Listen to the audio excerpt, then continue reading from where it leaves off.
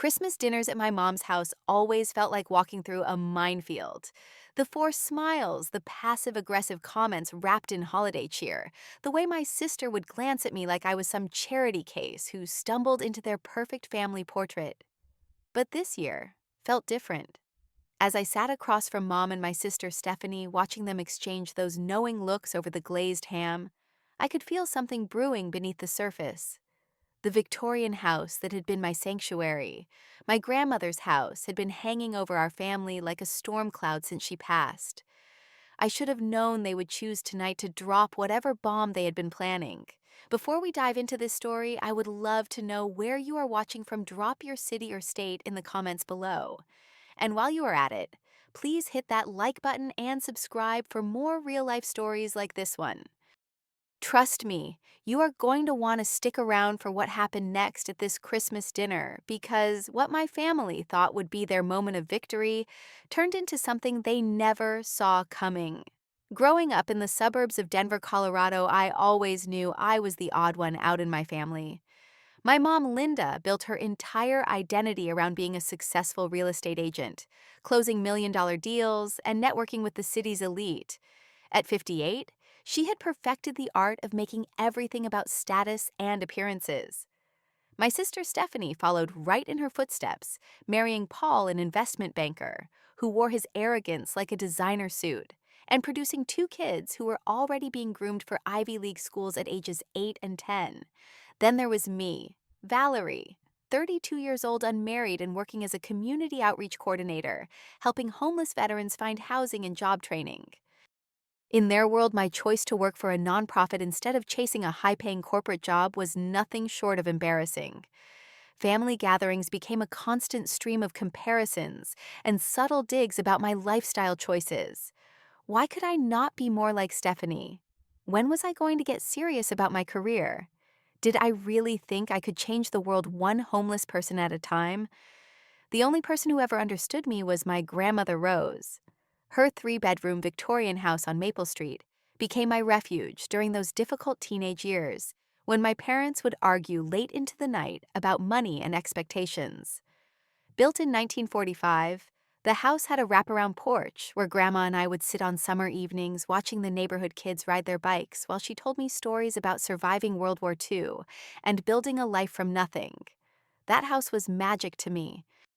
The hand-carved banister that spiraled up to the second floor, the antique piano in the living room where Grandma taught me to play simple melodies, the rose garden she maintained with such care that neighbors would stop their evening walks just to admire the blooms. Every room held memories of cookies baking in the kitchen, of Grandma reading me bedtime stories, of feeling completely accepted for exactly who I was. When I was 16 and going through my rebellious phase testing every boundary my parents set, Grandma pulled me aside in her kitchen while we were making chocolate chip cookies from scratch. She wrapped me in one of her warm hugs that smelled like vanilla and lavender and whispered, "This house will always be here for you, sweetie. No matter what happens, you will always have a place where you belong." I held on to those words through college, through my early career struggles, through every family dinner where I felt like an outsider looking in. 2 years ago, when Grandma Rose passed away peacefully in her sleep at age 89, I thought my heart would break completely. The funeral was a blur of casseroles and condolences, but what I remember most clearly was standing in that empty Victorian house afterward, feeling like I had lost my anchor in the world. The vintage wallpaper, the creaky floorboards, the way afternoon sunlight filtered through her lace curtains. Everything seemed to whisper her promise that this would always be my safe harbor. But even in my grief, I noticed how quickly my mom and sister started talking about the house as an asset rather than a home. Linda immediately began calculating property values and renovation costs, while Stephanie made comments about finally being able to cash in on prime real estate. Their casual dismissal of everything that made the house special, from Grandma's carefully tended garden to her collection of antique furniture, made my stomach turn. They saw dollar signs where I saw a lifetime of love and memories. The Christmas dinner tension had been building all evening like a pressure cooker ready to explode. Linda's dining room was decorated with expensive ornaments and fresh flowers, the table set with her best china and crystal wine glasses that probably cost more than I made in a week. She had hired a catering company instead of cooking, because, as she reminded us multiple times, her time was too valuable to spend in the kitchen during the holidays. Stephanie arrived fashionably late with Paul and their kids making a grand entrance in designer outfits that screamed money. She immediately launched into stories about their recent accomplishments, how Paul had just been promoted to senior partner at his investment firm, how their son had been accepted into a prestigious private school, how they were planning a month-long European vacation for the summer. Every story felt like a calculated attempt to highlight how successful their family had become, with pointed glances in my direction to make sure I understood where I ranked in the hierarchy. Paul, true to form, could not resist adding his commentary about market investments and property values, speaking in that condescending tone he used whenever he wanted to remind everyone how much smarter he was than the rest of us. He made jokes about my nonprofit work, calling it my little charity hobby, and suggesting I should consider getting into real estate if I ever wanted to make real money. The kids, following their parents' example, barely acknowledged my presence, except to show off expensive toys and gadgets they had received for early Christmas presents. I sat through dinner, picking at my catered meal, sipping wine, and trying to remember why I continued subjecting myself to these family gatherings. Every topic of conversation seemed designed to emphasize how different I was, how I had failed to live up to their expectations of success and respectability. When Linda started talking about her latest real estate deals, closing on luxury homes for clients who could afford to pay cash, I could feel the familiar knot forming in my stomach. That is when the conversation took the turn I had been dreading, but somehow expecting all evening. Linda set down her wine glass with a satisfied smile, the kind she usually reserved for announcing a particularly profitable business deal. The table fell quiet as she looked around with that smug expression I knew so well, the one that meant she was about to deliver news she believed would put everyone in their proper place. "Well," she said, her voice dripping with false casualness, "since we are all here together, I suppose this is as good a time as any to share some news. We finally sold Grandma's house." She paused dramatically, letting the words sink in while she watched my face for a reaction. "Got a really good price for it, too. $450,000, which is quite impressive for that neighborhood." The room seemed to tilt around me as her words registered. They had sold Grandma's house without telling me, without even giving me a chance to say goodbye properly or retrieve any personal items that might have been left behind. Linda continued talking as if she was discussing the weather, explaining how she had listed the property 3 months ago and found buyers who were willing to pay asking price for a quick closing. But she was not done yet. With that same smug smile still plastered on her face, she delivered the real blow. "You were never in the will anyway," she said with a casual shrug that made my blood run cold.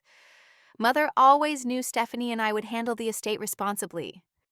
No point in getting your hopes up over something that was never meant for you." The cruelty in her voice was breathtaking, but what came next was even worse. Stephanie started laughing, that high-pitched giggle she had perfected in high school when she wanted to make someone feel small and insignificant. "Good," she said between giggles. "Honestly, Mom, can you imagine if Valerie had inherited that place? She would have just wasted it on those homeless people she's always trying to save. At least this way the money goes to family members who actually appreciate property value." Paul jumped in with his own commentary, nodding sagely as if he was sharing profound wisdom. "Absolutely right, Stephanie. Real estate is an investment, not a charity project. Your grandmother's house needed someone who understood market dynamics and proper asset management. Some people just are not cut out for handling that kind of responsibility." I sat there absorbing their words, feeling like I had been physically slapped across the face. They had not just sold my sanctuary without telling me. They had convinced themselves that I never deserved it in the first place. Every childhood memory I had made in that house, every moment of comfort I had found there during difficult times, every promise my grandmother had made about always having a place where I belonged, they had dismissed it all as irrelevant. To them, I was just the family disappointment who needed to be managed and excluded from important decisions.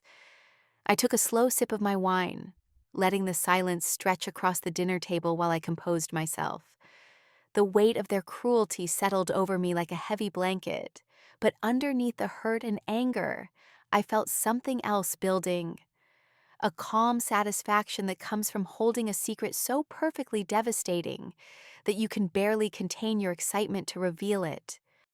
Linda was still wearing that smug expression, clearly pleased with herself for putting me in my place so effectively. Stephanie had stopped giggling, but was still smiling, that superior smile she had perfected over the years. Paul was nodding approvingly, probably already calculating how they would invest their newfound windfall. Even the kids seemed to sense that something important had happened, watching the adults with curious eyes. I set my wine glass down carefully and looked around the table, meeting each of their gazes with a calmness that seemed to surprise them.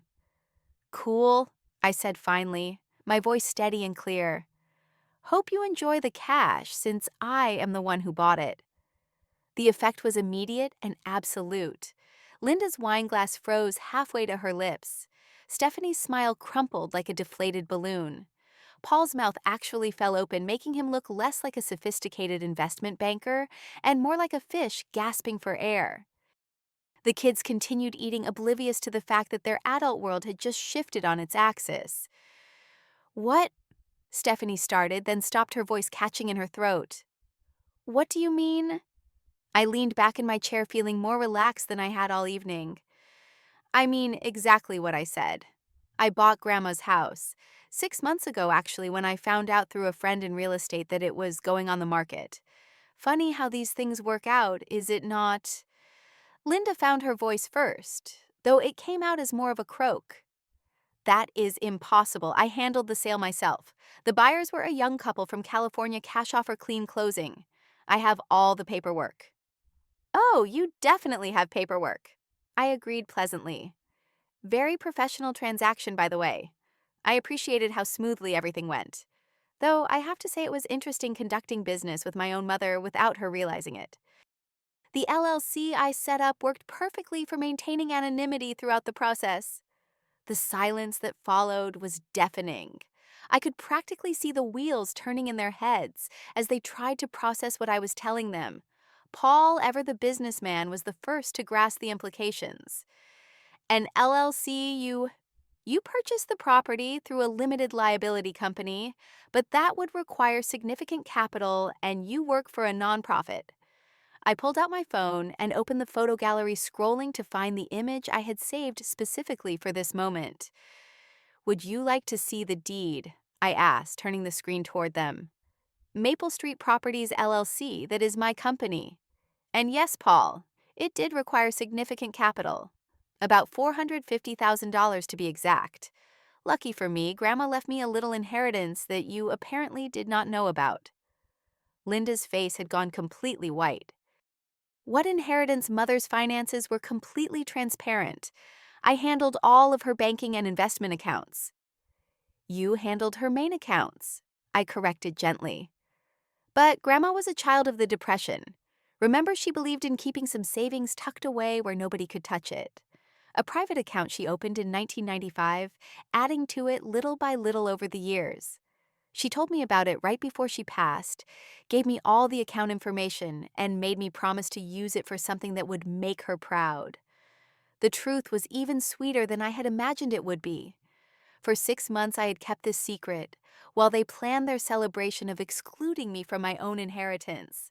I had watched them make assumptions about my financial situation, listened to their condescending comments about my career choices, endured their smug superiority, all while knowing that I had already won.